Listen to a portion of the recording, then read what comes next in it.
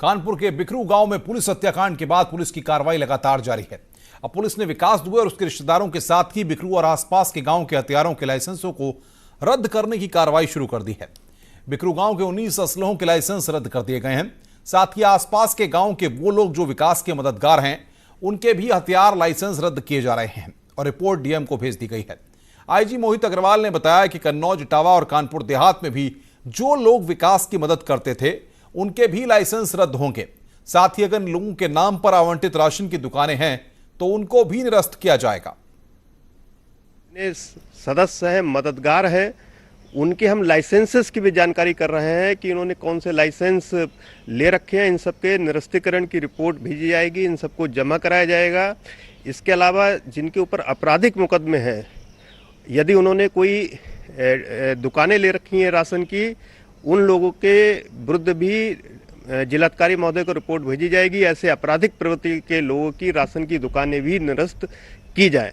और ये कार्रवाई केवल कानपुर जनपद में ही नहीं बल्कि आसपास के जनपद में भी, यदि इसके गैंग के सदस्य वहां पर सक्रिय हैं, इसके मददगार हैं, इसके शरणदाता हैं, तो उनके ऊपर भी लाइसेंस निरस्तीकरण की कार्रवाई की जाएगी। सर, बिकरू गांव में इसने अपना शिकंजा और कसना शुरू कर दिया है। जहां एक और विकास दुबे एनकाउंटर में मारा गया, तो वहीं उसके गुर्गों को भी एक एक करके पुलिस गिरफ्तार कर रही है। इसी कड़ी में पुलिस ने विकास दुबे की मदद करने वाले और विकास दुबे ने जिन लोगों के लाइसेंस बनाए थे, उन सब के लाइसेंस अब निरस्त किए जा रहे हैं। इसमें बिकरू गांव ही नहीं, आसपास के कई जनपदों के लाइसेंस धारकों के डिटेल्स मंगाई जा रही है, जिन्हें निरस्तीकरण के प्रक्रिया में डाल दिया गया है, जिससे हड़कंप मच गया। वीडियो जर्नलिस्ट आशीष पांडे के साथ अमित गंजू, न्यूज़ 18, बिकरू, कानपुर।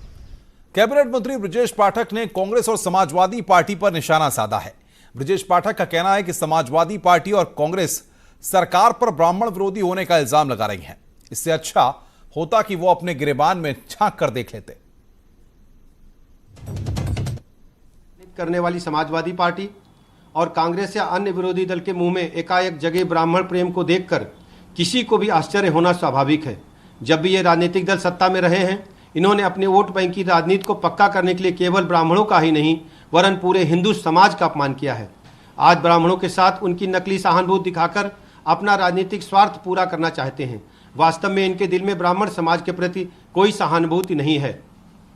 जहां तक समाजवादी पार्टी का प्रश्न है, कौन नहीं जानता इस पार्टी की सारी राजनीति MY अर्थात मुसलमानों और यादवों के गठजोड़ का नारा देकर की जाती थी। ब्राह्मणों का तो साथ लेने का कोई प्रयास इस पार्टी ने कभी भी नहीं किया। जब भी इस तरह के प्रसंग आए हैं, जिलों में ब्राह्मणों को प्रताड़ित करने, उनके जानमाल को क्षति पहुंचाने, उनकी न्यायोचित मांगों को पूरी तरह ठुकरा देने से समाजवादी पार्टी ने कभी भी गुरेज नहीं किया है। खबर मेरठ से। मेरठ में दबंगों की करतूत का एक वीडियो वायरल हो रहा है। बाइक पर सवार होकर दबंगों ने कॉलोनी में हवाई फायरिंग की। हवाई फायरिंग की घटना से कॉलोनी के लोग सहम गए, जिसके बाद पुलिस को सूचना दी गई। दबंगों की करतूत सीसीटीवी कैमरे में कैद होने के बावजूद भी घटना के 2 दिन बाद तक पुलिस बदमाशों की शिनाख्त नहीं कर सकी है।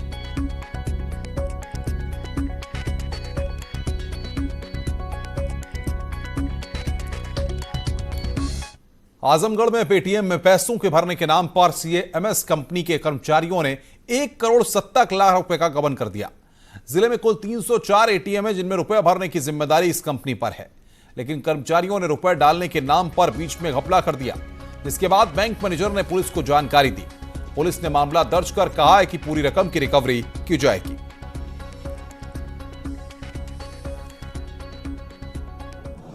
इस कंपनी के जो 2 कस्टडियन थे, जो जाते थे बैंक से पैसा निकाल करके और ले जाते थे, और जो ATM मशीनें थी उसमें जा करके फिल करते थे, वो कस्टोडियन इनके कर्मचारी थे। ये 2-3 महीनों के अंतराल पे इन लोगों ने 1,70 के आसपास पैसे का गबन कर लिया है। उनके खिलाफ कोतवाली में मुकदमा कायम है, और मुकदमा कायम होने के बाद हम कोशिश कर रहे हैं कि तो ATM में पैसे भरने के नाम पर यह गबन किया गया। आपको बताएं कि बैंकें जो है कंपनीज को पैसा देती हैं, कंपनीज ATM में जाकर के उस पैसे को डालती हैं, तब हम और आप उस पैसे को निकालते हैं। लेकिन यहां पर बीच में, यानी कि जिस कंपनी को यह जिम्मेदारी दी गई थी, उसके ही लोगों ने 1,70 लाख का घपला कर लिया। आगे बढ़ते हैं। IIT कानपुर ने घर को कोरोना संक्रमण से दूर रखने के लिए एक डिवाइस तैयार किया है। अब आप सोच रहे होंगे किस तरीके का डिवाइस है। दरअसल जो अल्ट्रा वायलेट लाइटिंग से बैक्टीरिया और कोरोना वायरस को खत्म करेगा।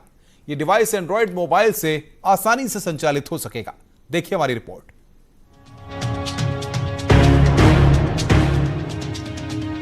कोरोना वायरस से बचाएगा शुद्ध रखेगा घर को बैक्टीरिया फ्री। देश में कोरोना का कहर बढ़ता जा रहा है। अब तक कुल कोरोना मरीजों की संख्या 9 लाख के पार पहुंच गई है। रोजाना 28,000 से ज्यादा कोरोना मरीज सामने आ रहे हैं। कोरोना काल अभी कितने और दिन रहेगा ये कहना अभी मुश्किल है, लेकिन सुरक्षा के उपाय से कोरोना के संक्रमण से बचा जा सकता है। ऐसे में कानपुर IIT के छात्रों ने कोरोना संक्रमण को रोकने के लिए एक डिवाइस बनाया है, जिससे कोरोना वायरस घर पर आक्रमण नहीं कर सकेगा। शुद्ध एक स्मार्टफोन ऑपरेटेड उपकरण है, जिसको आप स्मार्टफोन से ब्लूटूथ टेक्नोलॉजी से ऑपरेट कर सकते हैं। इसमें 6 लाइट्स लगी हैं, 360 डिग्री इसको रोटेट किया जा सकता है। आप लाइट्स, रूम छोटा हो बड़ा हो, उस हिसाब से आप लाइट्स चूज कर सकते हैं। इस डिवाइस का नाम शुद्ध है, जो कमरे में मौजूद बैक्टीरिया और वायरस को खत्म करेगा। यह डिवाइस अल्ट्रावायलेट लाइट सैनिटाइजिंग पर आधारित है, जिसमें किसी भी तरह के केमिकल का इस्तेमाल नहीं किया गया है। यह डिवाइस एंड्रॉयड मोबाइल से संचालित होता है, जिससे कुछ ही मिनटों में कमरे को सैनिटाइज किया जा सकेगा। इससे 15 वॉट की 6 अल्ट्रावायलेट लाइटें लगी हुई हैं।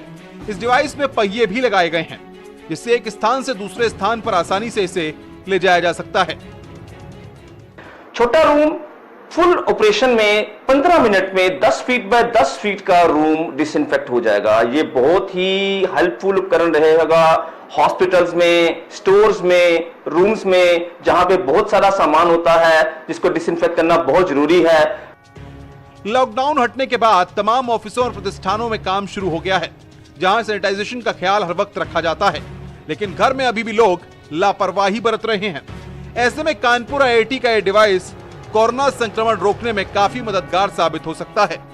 न्यूज़ 18 के लिए कानपुर से श्याम तिवारी की रिपोर्ट। इस बुलेटिन में फिलहाल इतना ही। नमस्कार।